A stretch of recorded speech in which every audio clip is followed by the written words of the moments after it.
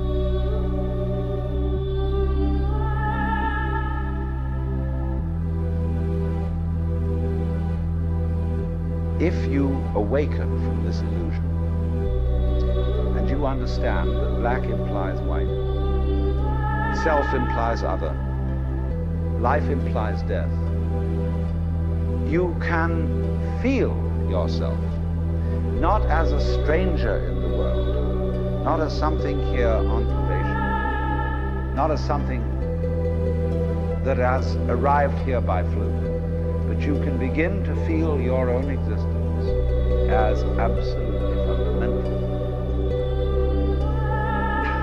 What you are basically, deep, deep down, far, far in,